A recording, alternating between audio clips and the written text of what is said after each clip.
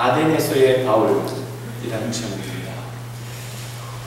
여러분, 여기서 본문에 나오는 성경의 아덴이라고 하는 곳은 현재의 지금 아테네를 얘기합니다. 에덴, 영어로는 에덴이라고 하고요. 지금도 그리스의 수도, 캐피탈 시티 수도입니다. 아테네, 즉 그리스의 수도이지요. 아주 오래 전서부터 헬레니즘의 중심지였고 또 많은 철학과 문학과 예술이 중심이 되었던 아주 중요한 곳이었습니다. 그 당시만 해도 바울이 있었던 당시만 해도요, 로마 제국이 확장을 해서 많은 곳에 로마 제국의 땅을 넓혀가고 있었지만 로마가 정치적인 중심지였다라면 이 아테네는 문화적인 예술의 중심지요, 철학의 중심지였습니다. 결국 로마 제국이 이룩한 문명이라는 것은요, 로마 자체의 문명이 아니라 헬레니즘, 즉 그리스 철학과 문학과 문화가 계승된 로마 제국이었다는 얘기입니다. 그래서 오늘 로마보다도 어쩌면 더 중요한 의미를 갖고 있었던 이 아테네에서의 이 사도 바울의 이 사역의 이야기가 어쩌면 우리에게 귀한 교훈을 더 크게 부여할는지도 모르겠습니다. 헬레니즘과 각종 철학의 중심지, 소크라테스가 세우는 철학, 또 플라톤과 아리스토텔레스가 이어온 그런 풍부한 철학적 기반이 자리 잡고 있었던 모든 예술의 집중지였던 이 아테네에서 바울은 어떻게 예수 그리스도를 증거했을까? 굉장히 이성적이고 지적이고 철학적인 그러한 사람들에게 예수를 믿어 천국, 저 절대 선의 경지에 도달할 수 있다라고 그렇게 가르쳐야 되는 그 과정들을 이 바울은 어떻게 그들에게 무식하지 않게 논리적으로 이해되게끔 그들에게 마음에 어필하게끔 전할 수 있었을까? 오늘 16절에서부터 34절의 본문에는 아레오바고라고 하는 그 언덕에서의 유명한 바울 선생의 설교, 즉 연설이 포함되어 있습니다. 얼마나 명쾌하고 또 이성적이고 논리적으로 변론을 했는지 오늘 맨 마지막 보면 몇 사람이 그를 친하여 팔로워가 돼가지고 믿게 되었다라고 그렇게 기록을 하고 있지요. 모든 사람들이 다 믿게 된 것은 아니지만 그 가운데 선한 마음 또 믿음에 대해서 궁금했던 그런 자들이 다 사도 바울의 복음을 듣고서 예수를 믿게 되었다. 그렇게 오늘 얘기해주고 있습니다. 철학의 중심지, 사상의 중심지에 사는 사람들의 관심사는 어떻게 하면 선을 추구할까? 무엇이 가장 뛰어나고 옳은 선인가에 대한 관심이 가득했었습니다. 사는 인생의 목적이 선을 추구하는 것, 그 방법과 그 목표가 무엇인지에 대한 고민이 가득했던 그 당시 아테네였습니다. 그 당시 사람들의 머릿속에는 선을 추구하는 것에 두 가지 큰 조류가 있었습니다. 어떻게 살아야 되는가, 무엇을 위해 살아야 되는가, 사람들 머릿속에 있었던 아테네 사람들의 두 가지 사상의 조류는요, 오늘 성경에도 나와 있습니다만 에피쿠레오 학파였습니다. 근데 성경은 조금 표현이 한 구어체이기 때문에 예전에 기록된 말이기 때문에 에피크로스 학파라고 하시면 더 잘할 겁니다. 에피크로스 학파가 나와 있고요. 18절에 스토이고 학파라고 하는 것은 스토아 학파입니다. 스토아 학파와 에피크로스 학파가 그 당시 기원전 5세기서부터 2세기까지 그리스 아테네를 중심으로 해서 바울 시대까지 사람들의 생각 가운데 누려졌던 그런 철저한 철학사상이었다는 겁니다. 큐레네 학파의 반동으로 나온 이 에피쿠로스 학파는요, 이 큐레네 학파는 그 에피쿠로스 학파 이전에 나왔던 육체적인 즐거움, 그것을 누리는 것이 최고의 좋은 것이요, 최고의 선이요 라고 얘기하는 학파. 근데 거기에 육체적인 최고의 선을 구하다 보니까 한계를 느끼고 금세 실증을 느낍니다. 그래서 사람들이 육체적인 또 현실적인 그런 것보다는 뭔가 이상적인 또 영적인 정신적인 선의 쾌락이 최고다라고 여기게 되는 좀 고차원적인 발전된 학파가 오늘 에피쿠로스 학파라고 했고요. 그 반면에 또 하나 스토아 학파는요, 사람들에게 모든 자연 질서 가운데, 모든 우주 가운데 절대자의 정신이 담겨있기 때문에 모든 것들은 아름다운 자연의 질서 가운데 서로 아름답게 진행될 수 있도록 욕심을 인간은 부려서는 안 되고, 절제하며 금욕적인 생활을 하다 보면 자연과 어우러져서 절대자가 창조한 우주의 원리대로, 자연의 원리대로 조화롭게 살아갈 수 있게 된다 라고 하는 그런 철학적인 배경을 가지고 있는 스토아 학파. 이 두 가지가, 하나는 정신적인 쾌락을 추구하는 스토이고 학파고요, 에피쿠로스 학파고요. 하나는 스토아 학파는 금욕과 또 절제를 통해서 마음의 평정심을 누리고 이 땅에 있는 모든 우주와 자연과 조화롭게 살아가는 것을 요구하는 학파의 학풍. 이 두 가지 사상이 이 아테네 사람들 머릿속에 이미 기본 사상으로 자리 잡고 있었습니다. 마치 조선시대의 선비들 머릿속에는 공자의 유교 사상이, 또 여러분은 각 시대를 풍미했던 시대사조가 있듯이 이 아테네 사람들의 그 당시 머릿속에는 이런 철학 사상이 자리 잡고 있었다는 얘기죠. 아레오파고라고 하는 곳에 이 사도 바울이 올라가게 됩니다. 사도 바울은 이 당시 혼자였습니다. 6절, 오늘 첫 절 바로 앞에 보게 되면 15절, 14절에 보게 되면 이 사도 바울은 사실 2차 전도 여행을 떠나는 과정 중에 이 아테네에 들리게 됩니다. 근데 아테네를 들리게 될 때에 함께 2차 전도 여행 때 동행을 했던 실라와 또 중간에 합류했던 디모데가 잠시 그 앞에 있던 베레아와 데살로니가에 머물게 되고, 이 바울 사도만이 다른 이유 때문에 다른 형제들과 함께 아테네에 먼저 머무르게 되지요. 혼자 이곳저곳을 아테네를 돌아보게 됩니다. 그러면서 오늘 16절, 17절 저작거리에 나가서 예수에 대해서 증거하게 되고요. 또 그러다 보니까 사람들이 이 사도 바울을 데리고 가서 아레오바고라고 하는 곳에 데리고 올라갔다라고 얘기하는데, 이 아레오바고는요, 파르테논 신전이 보이는 이 아테네의 중심지에서 약간 떨어져 있는 북서쪽에 있는 큰 언덕입니다. 그 언덕에서 사람들이 평지가 된 언덕 위에서 무엇을 했냐면, 많은 관원들과 재판장들과 철학자들이 모여서 그 아테네 안에 있는 모든 정치의 결정들, 재판의 결정들을 논의하고 논쟁을 벌였던 곳이, 그러니까 토론 마당이 되었던 그런 언덕이 아레오파고입니다. 파르테논 신전 바로 밑에 있는 그 언덕. 그 언덕에 이 사도 바울을 지금 데리고 올라갑니다. 그래서 그 위에서 우리와 함께 쟁론하고 그 이야기를 들어보자 사람들이 관심을 갖게 되기 시작했죠. 이제 17절, 18절서부터 아레오바고로 올라가기 시작한 19절의 내용 보게 되면 사도 바울이 그 언덕 위에서 뭔가 귀를 기울이고 관심을 갖고 있는 아테네 사람들을 향해서 이제 설교를, 연설을 하기 시작을 합니다. 바울이 본 것이 무엇이었고, 바울이 느낀 것이 무엇이었고, 바울이 그 입술을 통해 아테네 사람들에게 전했던 것은 무엇이었는지, 행했던 것은 무엇이었는지, 바울이 본 것과 느낀 것과 행한 것을 중심으로 오늘 은혜를 함께 나누도록 하겠습니다.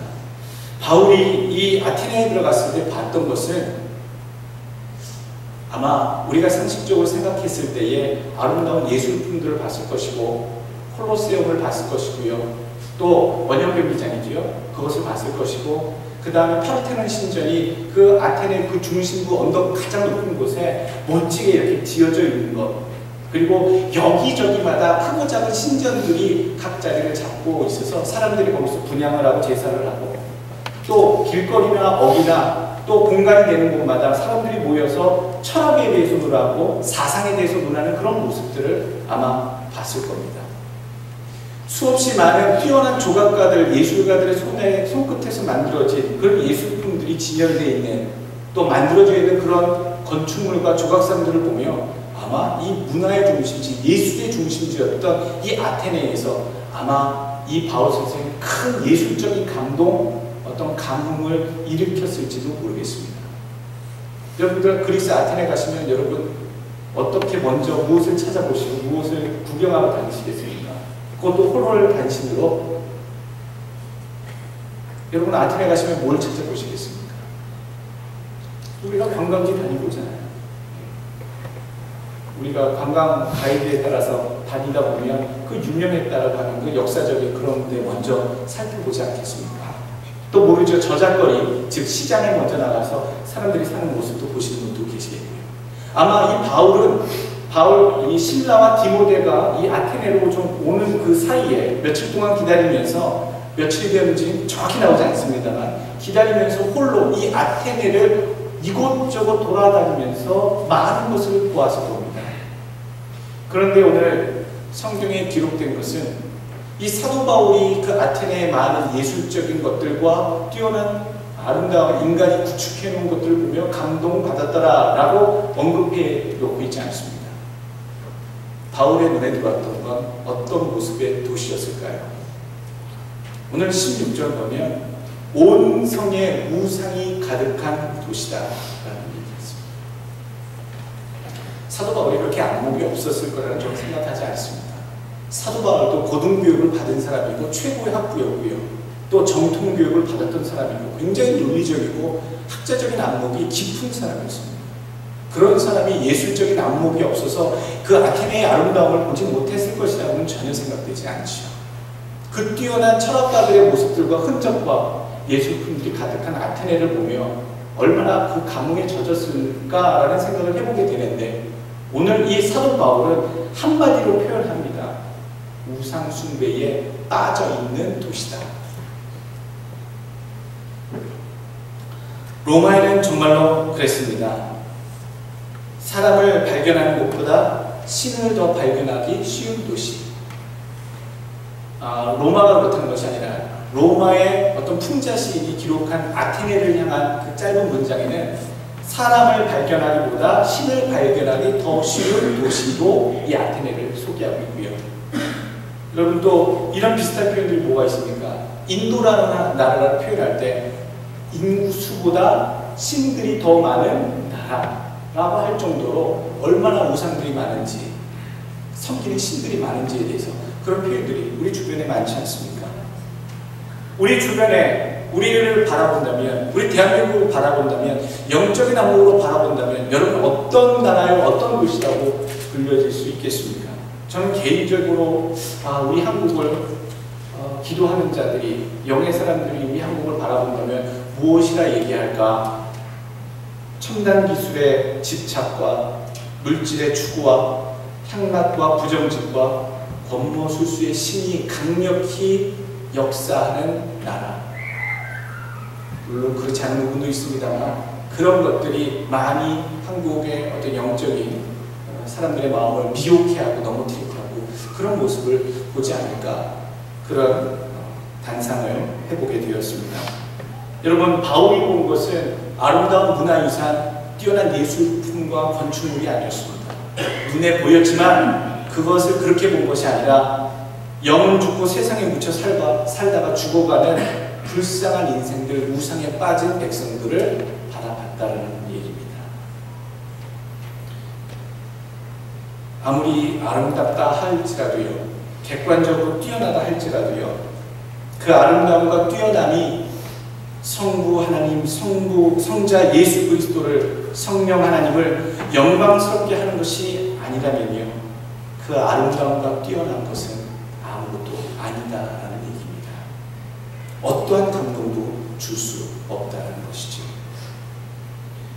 이 바울이 본 것은 이 에덴 사람들이 그 뛰어난 예술성과 그 재능을 우상들을 위해 예술품을 만들어내는 것으로 바쳐지는 그 모습을 보고 속상했습니다.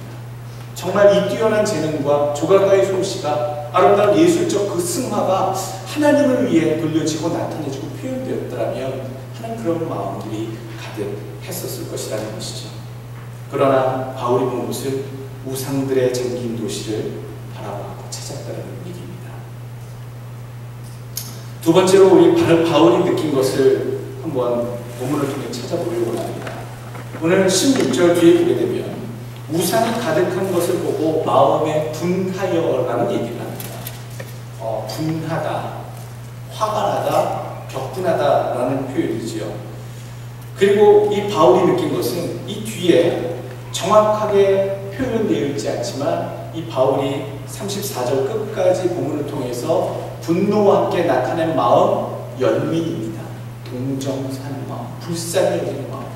그 우상 숭배하며 살아가는 그 인생들을 굉장히 불쌍히 여기는 마음들이 오늘 17절에서부터 16절에서부터 34절 속에 묻어져 나오고 있다는 겁니다. 오늘 16절 말씀에 예수 믿지 않고 온 성에 우상이 가득한 것을 보고 분하게 여기는 이 표현을 보고 우리가 좀 의아해할 수도 있습니다. 예수 안 믿는 것을 보고 분하게 여길 필요까지 있을까? 우상 숭배한다고 저렇게까지 분노할 필요가 있을까? 불쌍히 여기고 안타깝게 여기는 건 이해가 되는데 뭘 그렇게 분노하며 부정적인 마음의 감정까지 품을 필요가 있을까? 우리 그런 생각을 객관적으로 한번 해보게 됩니다. 너무 기독교가 이러니까 배타적인 종교고 너무 독선적인 종교고 고립적인 종교고 포용력이 부족한 종교라고 듣는 거 아닐까? 저 사람들 나름대로 문화가 있고 철학이 있고 가지고 있는 사상이 있는데 종교가 있는데 나름대로 믿고 있는 사람들에 대해서 우리가 좀 포용적인 자세로 바라봐 줄 수 있는 것은 아닐까? 사도 바울은 그런 편협한 생각을 가지고 이렇게 분노하는 것일까? 여러분은 어떤 생각을 가지십니까? 심지어 사도 바울은 이 분노하다라고 하는 단어를 다른 의미로 다른 곳에서 쓰고 있기도 합니다. 고린도전서에 보게 되면 고린도전서 13장 5절과 4절 말씀 보게 되면 이 분노하다라고 하는 단어, 오늘 헬라어로 파로크노라고 하는 단어를 씁니다. 이 파로크노라고 하는 단어는 열받아가지고 발작을 해서 미칠 정도로 흥분 상태에 이르는 것을 파로크노 의학용어입니다. 발작하다라고 하는 단어입니다. 근데 이 발작하고 경노하고 열받는 이 표현의 단어를요, 고린도전서 13장 사랑에 대해서 논할 때 얘기합니다. 4절 말씀, 사랑은 오래 참고 사랑은 온유하며 투기하는 자가 되지 아니하며 사랑은 자랑하지 아니하며 교만하지 아니하며 5절 무례히 행치 아니하며 자기의 유익을 굳이 아니하며 성내지 아니하며 악한 것을 생각지 아니하며. 누가 쓴 말씀입니까? 사도 바울이 쓴 말씀입니다. 그런 사도 바울이 오늘 16절에는 분하여 라고 하는 말씀을 똑같이 쓰고 있다는 거예요. 왜 그럴까요? 이 왜 사도 바울은 사랑의 속성 가운데 성내지 아니하고 분내지 않는 것에 대해서 얘기하고 있으면서 오늘 사도행전 17장 16절에서는 분내고 있을까요? 오늘 이 분내는 거에 대해서 같이 생각할 것이 질투하다, 격분하다라고 하는 단어입니다. 오늘 출애굽기 34장 14절 말씀 보면 우상 숭배하는 자들에 대해서 하나님께서 질투하시는 나 하나님 여호와다 라고 표현하고 계십니다. 하나님이 질투하신대요. 그냥 누군가 잘 되는 것이 배가 아프고 시기하고 질투하는 이런 차원의 표현인 질투라는 말씀을 써서 나는 질투하는 하나님이다 라고 얘기하세요. 언뜻 보면 하나님이 참 속좁아 보이게 느껴지기도 하고요. 하나님이 저렇게까지 독점적인 사람을 원하실까? 라고 하는 생각이 들기도 합니다. 하나님이 왜 그렇게 질투하실까? 우상 숭배에 대해서 왜 이렇게 질투하실까? 오늘 성경에 이 바울은 우상 숭배하는 이 도시를 보고 왜 그렇게 화가 나고 분이 났을까? 오늘 여기에 대해서 우리가 분명한 답과 어떤 결정, 마음의 이유를 찾고 넘어가야 될 줄 압니다. 하나님 우상 숭배하시는 것에 대해서 분노하시고 질투하십니다. 왜냐하면 하나님과 우리의 관계는 다른 것이 용납될 수 없는 부부와 같은 신랑과 신부와 같은 관계이기 때문입니다. 예수 그리스도는 신랑이시고요. 성경에는 분명히 예수 믿는 자들에 대해서 신부와 같은 존재를 얘기하고 계십니다. 정말로 사랑해서 다른 사람이 우리 사이의 관계에 들어와서 사랑해주고 그 사람에게 사랑을 빼앗아가는 것을 용납해 줄 수 있는 그런 관계가 아니라 서로에게 대한 절대적인 사랑과 신뢰를 보여주고 나타내주고 그 관계를 유지하고 보호해야 하는 그런 관계가 신랑과 신부의 관계고 하나님과 우리 믿는 백성과의 관계라는 얘기입니다. 여러분, 남편과 아내가 있어서요, 부부 사이인데요, 서로 신뢰하고 사랑합니다. 평생 결혼 서약하면서 머리가 팥뿌리가 되고 아프나 늙으나 어떠한 상황이 와도 정말 사랑하고 신뢰하겠습니다. 평생 맹세하고 결혼했는데 그 중간에 이웃집 여자 보니까 예쁘던데 그 여자를 내가 사랑하게 됐어요. 여보, 우리 관계 속에 함께 넣어줍시다. 이웃집 남자도 사랑해 줍시다. 부부 사이에 그 어떠한 사람도 끼어들어올 수 없다는 것이죠. 오히려 들어오게 되면 그것이 질투가 나는 것이 당연한 거고요. 분하게 격분하는 것이 당연하다는 얘기입니다. 우리가 모든 사람들에 대해서 객관적으로 일반적으로 대할 때는 예수 그리스도께서 말씀하신 것처럼 사도 바울이 언급한 것처럼 성내지 아니하고 분내지 아니하고 사랑해 주는 마음으로 다 대하시고 맞아 주셔야 합니다. 그러나 꼭 절대적인 관계의 사랑을 지켜야 되는 그 관계 속에서는 그 다른 것들도 함께 넣어서 안 될 것들이 있다는 얘기입니다. 그것이 부부관계처럼 예를 들었습니다만 바로 하나님과 나 사이의 관계입니다. 여러분 마음속에 하나님 외에 또 다른 것을 하나님보다 더 사랑하게 된다는 것, 여러분이 영적인 불륜을 저지르고 계신 겁니다.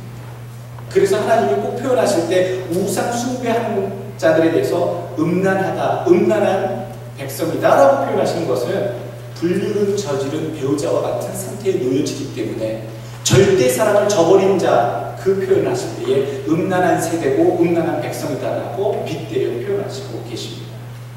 하나님과 우리는요, 신앙 가운데 절대 사랑과 믿음, 그 소망 가운데 그 절대적인 관계에 놓여져 있습니다. 그러니 하나님이 질투하신 겁니다. 그러니 사도 바울이 그 모습을 보고 우상 숭배하는 사람들을 보고 열받아서 화가 나서 분노하고 발작하다라고 하는 표현까지 쓰고 있는 것입니다. 오늘 사도 바울이 느낀 것은 분노만 있었던 것은 아닙니다. 분노했고 연민했다는 겁니다. 그렇게 살아가고 있는 사람들에 대해서 불쌍히 여겼다는 거죠. 사도 바울은 이 두 가지를 봤습니다. 아테네의 아름다움을 보고 심취해서 역사와 문화와 예술의 혼이 담겨진 곳이나 어떤 그런 감상에 빠져서 감흥이 이른 그 느낌으로 아테네를 방문하는 것이 아니라 분노하는 마음과 또한 불쌍히 여기는 마음으로 지금 아테네에 머물고 있다는 것이죠. 여러분, 복음을 전하실 때에 이 마음이 있으셔야 됩니다. 예수 믿으라고 손을 뻗칠 때에 이 바울이 가지고 있던 분노도 물론 있겠습니다만 그 어쩔 수 없는 상황에서 우상숭배를 하는 그 대상들에 대해서 느껴지는 불쌍히 여김, 연민, 궁일이 여기심이 있으셔야 됩니다. 목사님, 굳이 그렇게까지 할 필요 있어요? 자기가 알아서 때가 되면 하나님 구원받고 알아서 자기 복이겠죠. 구원받을 거면 알아서 믿다. 세상에서 방황하다 때가 되면 믿겠죠. 여러분, 우리가 그렇게 생각하기 쉽습니다. 예전에 해외일지도 모르겠지요. 알아서 때가 되면 예수 믿겠지요. 내가 굳이 가서 예수 믿어라 닥달하지 않아도 내 말도 듣지 않는데 저 인생 내가 어떻게 되든 이제는 저는 모르겠습니다. 여러분, 우리가 지속적인 전도하다가 지치다 보면 이런 마음도 들기도 합니다. 그런데 이런 마음은 주님의 마음이 아닙니다. 사도 바울이 가지고 있었던 것은 끝까지 불쌍히 여기는 마음을 있었다는 거예요. 하나님께서 그 아들 예수 그리스도를 이 땅에 보내셔서 우리를 구원하시려고 하셨던 마음, 그 사랑의 마음 중에 하나가요, 우리 인간들 죄를 짓고 결국엔 지옥 갈 수밖에 없는 우리 인생들에 대한 불쌍히 여기시는 마음, 긍휼의 마음이 있었다는 겁니다. 전도할 때, 우리가 선교를 나갈 때요, 다른 인생들, 저 사람이 암만 부자고 잘 살고 행복해 보이는 것 같지만 예수가 없다면 우리는 불쌍히 여기는 마음을 가질 수 있어야 됩니다. 그 불쌍히 여기는 마음이 있을 때에 그리스도의 복음을 증거할 수 있는 우리 마음속에 근본적인 선교의 동기가 세워지기 때문입니다.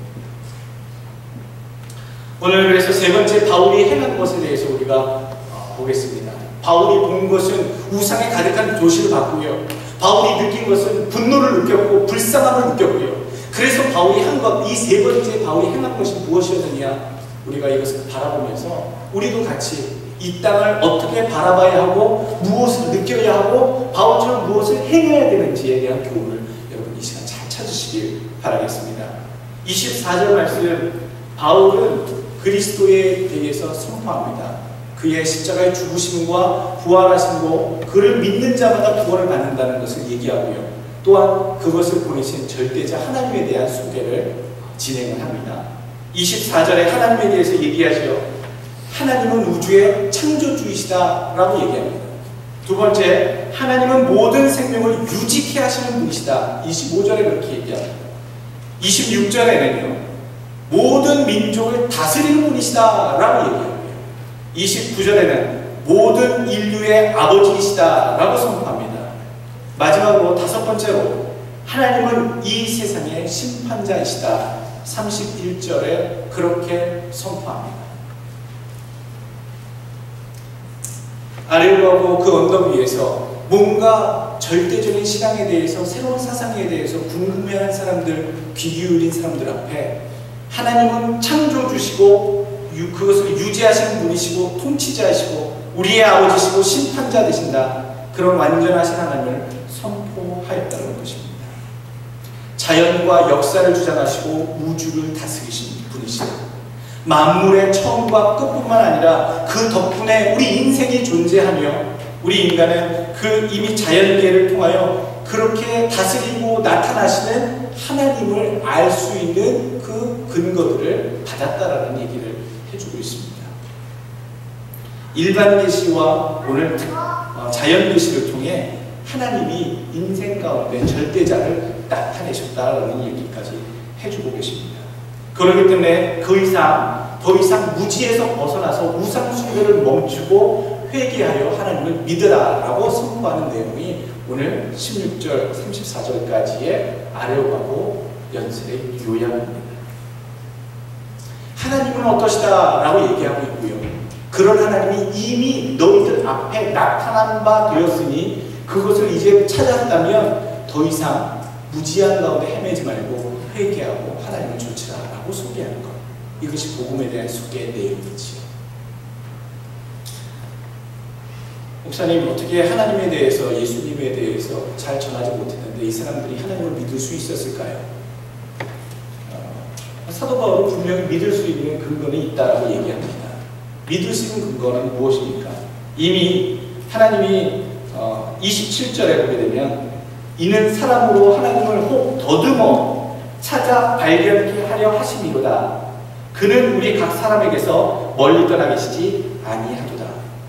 더듬어 보면, 이 세상을 더듬어 보면 하나님을 발견할 수 있다는 얘기예요. 무슨 말입니까? 우리가 신학적인 용어로요, 자연계시, 일반계시라는 얘기를 많이 씁니다. 그거와 구별되는 게 특별계시죠. 하나님이 인간들에게 나타나셔서 하나님의 나타내심을 증거하는 그 두 가지 표현이 일반계시 또는 자연계시라고 불리는 것과 특별계시라는 것입니다. 구원을 얻으려면 이 계시가 있어야지 구원에 대해서 우리가 받아들일 수 있고 구원을 온전히 받을 수가 있습니다. 하나님에 대해서 알 수 있는 것은요, 일반계시, 즉 자연계시를 통해 하나님이 계신 것을 우리는 알 수 있다는 겁니다. 저 높고 높은 하늘과 우주의 별들과 만들어 주신 자연과 모든 풍랑 만물을 바라보게 되면 이 모든 것이 절대자가 계시구나, 역사를 주관하신 그런 손길이 있구나라고 하는 모든 것들을 하나님의 존재하심을 알게 된다는 겁니다. 그것이 어디에서 뚝 떨어져 나왔다라고 생각하지 않게 된다는 것이죠. 이것이 일반 계시입니다. 믿지 않는 사람들도요, 로키 구경 갔다가 그랜드 캐년 갔다가 나이아가라 폭포 보면서 믿지 않는 자들도요, 뭐라고 얘기합니까? 이야, 조물주가 기가 막히게 만들어 놓으셨네. 이 경치 대단하다. 어떻게 이런 아름다움을 창조해내실 수 있을까? 내가 하나님을 믿지 않지만 참 이것을 만드신 분은 대단하시다 라고 얘기하는 고백들, 여러분 여행 가셔서 못 들으셨습니까? 많은 사람들도요, 이 자연과 우주를 통해서 되어진 것들을 통해서 이미 절대자 하나님이 계신 것을 안다라는 얘기입니다. 근데 이 일반 계시, 자연 계시 갖고는요 온전한 구원을 이룰 수는 없습니다. 절대자가 계신 것을 알게 하는 것이 일반 계시와 자연 계시라면, 특별 계시는 예수 그리스도께서 길을, 천국 가는 길을 십자가를 통해 그의 피로 여셨다라는 것을 알려주는 내용이 특별 계시랍니다. 그래서 우리가 가야 할 방향을 정해주시고 길을 열어놓으신 그 내용이 특별 계시입니다. 그러니까 우리가 구원을 받으려면 특별 계시와 일반 계시 다 필요하다는 것이죠. 구원을 구체적으로 받으려면 예수 그리스도를 통한 특별 계시가 없이는 온전한 구원을 이루기가 힘들다는 겁니다. 이 아테네 사람들이 가장 관심이 있었다는 것은 항상 신에 대한, 선에 대한 추구였습니다. 너희가 알고자 하는 그것을 내가 알게 하겠다. 오늘 이참 바울은요, 사람들의 관심사가 무엇이었는지 정확히 알았고 그 관심사를 던지고 그것을 내가 알게 하겠다 하면서 하나님에 대해서 소개하고 더 나아가 예수 그리스도를 통하여 구원을 얻는 완전한 복음까지 오늘 전도합니다. 접촉점을 참 잘 찾고 있죠. 오늘 교훈을 정리하기를 원합니다. 오늘 우리에게 주시는 교훈은, 첫 번째 교훈은 주님을 위한 거룩한 의분을 가지십시오. 세상 믿지 않는 사람들, 하나님을 떠나서 방황하고 우상 숭배하는 자들, 정말로 세상에 묻혀서 세상의 그 죄악된 것들에 미쳐서 사는 사람들, 우리가 주변에 봐지게 될 때에 우리 마음속에 분노를 느끼셔야 됩니다. 사도 바울과 같은 분노가 있으셔야 됩니다. 그 대상하게 느끼라는 게 아니라 그러한 현상에 대해서 우리가 정말 피 끓는 의분을 느껴야 된다는 것이죠. 그리고 동시에 가져야 될 것, 그렇게 놓여져 있는 인생들에 대해서 연민의 정, 불쌍한 마음을 가지셔야 된다는 겁니다.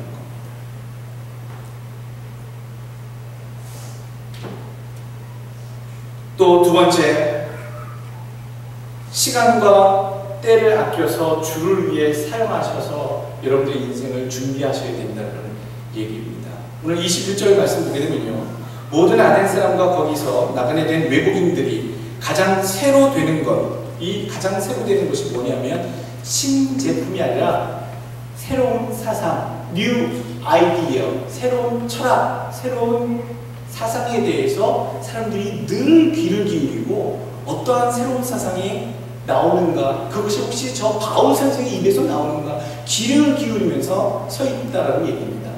사람들의 관심사는 항상 새로운 철학, 뭔가 뛰어난 사상의 출현, 이것을 고대하면서 날마다 자기들의 시간을 허비했다라는 것이죠. 나쁘지는 않습니다. 그런데 여러분, 우리의 모습 가운데 적용할 때에 우리의 모습 가운데 잘못된 것은 없는지 생각해 봐야 된다는 겁니다. 나는 내게 주어진 시간과 여유와 물질과 환경 속에 무엇을 주로 하면서 시간을 허비하는가? 여러분 잘 생각하셔야 됩니다.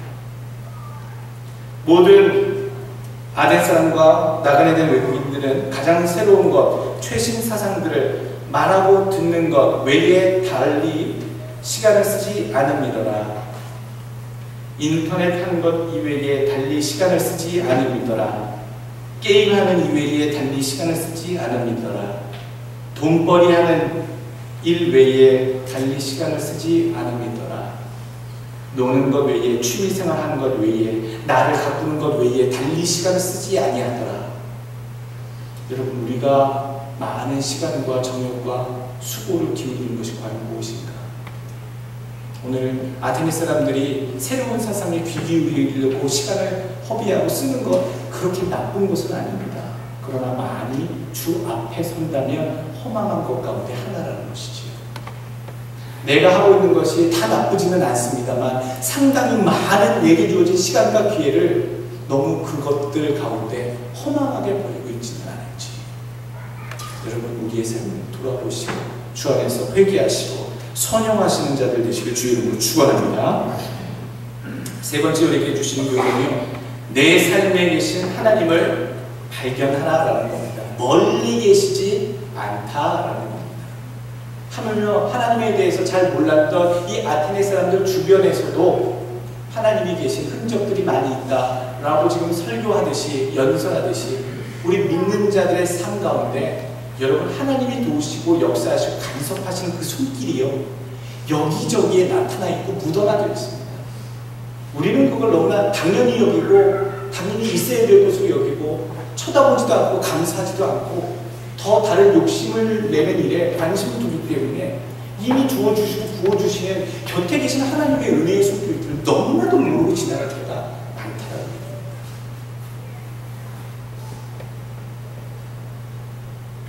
공기에 대해서도 물에 대해서도 우리가 먹는 음식에 대해서도 우리가 쓰고 누리는 것에 대해서도 다른 사람들이 다 누려서 별거 아니라고 생각하는 것에서조차도 작은 일, 작은 것에조차도 우리는 깊이 하나님의 손길로 인한 것임을 알고서 감사드릴 줄 알아야 된다는 것. 내 남편과 내 아내와 내 가족과 주신 직장과 건강과 여유와 하나님을 섬길 수 있게 해주신 것과 이런 크고 작은 것들을 느끼고 찾을 수 있고 누릴 수 있게 해주신 것에 대해서 여러분 하나님께 감사를 드리시고 하나님을 찾으시는 여러분 되시길 주의 이름으로 축원합니다. 안 보이십니다. 우리가 가려져 있기 때문에 잘 못 볼 겁니다. 왜냐하면 우리의 욕심이 더 많기 때문에 이미 주어진 건 감사하게 여기지 않습니다. 당연하다고 여깁니다. 여러분 두 가지를 우리가 선결하셔야지만 하나님이 내 삶에 어떻게 간섭하고 매일매일 나를 터치하고 계시고 만지고 계시고 보호하시는지 두 가지를 해결하셔야 됩니다. 첫째로는 여러분 하나님을 찾으셔야 됩니다. 찾지 않으시면 만날 수가 없습니다. 마태복음 7장 7절 구하라 그리하면 너에게 주실 것이요 찾으라 그러면 찾을 것이요 문을 두드리라 그러면 너에게 열릴 것이니 내 욕심을 이루기 위한 그런 방법만 찾지 마십시오. 그냥 하나님을 찾으십시오. 내 곁에 계신 하나님을 찾으십시오. 옆에 와 계신 하나님을 찾으십시오. 찾지 않으니까 보지 못합니다. 구하지 않으니까 하나님 계시지 않습니다. 구하는 눈으로 찾는 귀로 하나님의 음성과 하나님의 현존하심을 임재하심을 찾으시는 여러분 되시길 축원합니다. 두 번째로 선결해야 될 것, 우리가 하나님을 발견하기 위해서 선결해야 될 두 번째는요, 우리의 심령을 여러분 마음을 좀 깨끗게 하셔야 됩니다. 마음에 있는 것들이 남이 안 본다고 모를 것 같습니까? 내 마음속에 얼마나 추악하고 더럽고 하찮은 것들, 더러운 것들, 쓰레기 같은 것들로 가득 차 있는지는 내가 아시고 무엇보다 성령께서 이미 더 잘 알고 계십니다. 토해내지 않았기 때문에, 완전히 그것을 내려놓지 않았기 때문에 그 쓰레기 더미에 그 더러운 것들 가운데, 추악한 것들 가운데 가려져서 보이지 않는 하나님의 역사와 손길들 우리가 보지 못한다는 얘기입니다. 보고 싶다고요? 하나님의 역사하신 거 보고 싶다고요? 나타나시는데 문제는 우리에게 있다는 거예요. 간절히 찾지 않아서 문제고 너무 가려져 있고 더러워서 그것들 때문에 가려져서 못 본다는 것이 우리의 문제입니다. 마태복음 5장 8절에 얘기하십니다. 마음이 청결한 자는 복이 있나니 저희가 하나님을 볼 것입니다. 여러분 마음이 청결한 자는 하나님을 보십니다. 천사를 보십니다. 하나님이 뭔가 나타내신 걸 보게 됩니다. 하나님의 인도하심을 찾으시고 마음의 청결함을 유지하여 하나님을 만나고 찾으시는 여러분 되시길 주의 이름으로 다시 한번 부탁드리겠습니다. 오늘 마지막 세 번째 주시는 교훈의 말씀은요, 복음 전파를 위해서 하나님께 기도하십시오. 지혜와 능력을 내게 주옵소서.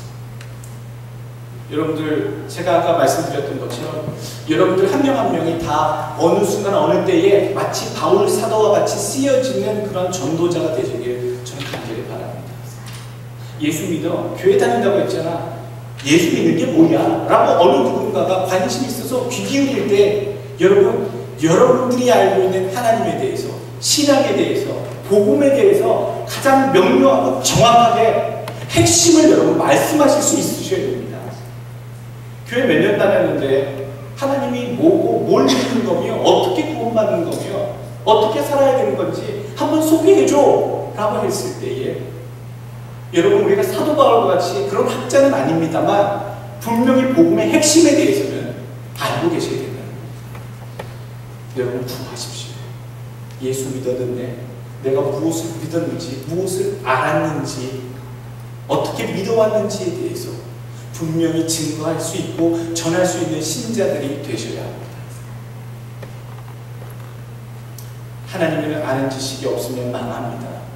그랬는지 몰랐는데요. 여러분, 이미 때가 늦으면서 우리는 이제 주님을 충분히 알고 익히고 들을 수 있는 시대이기 때문에 저 백성이 지식이 없으므로, 호세아 4장 6절, 내 백성이 지식이 없으므로 망하는도다. 네가 지식을 버렸으니 나도 너를 버려 내 제사장이 되지 못하게 할 것이요, 내가 내 하나님 율법을 잊었으니 나도 내 자녀들을 잊어버리리라.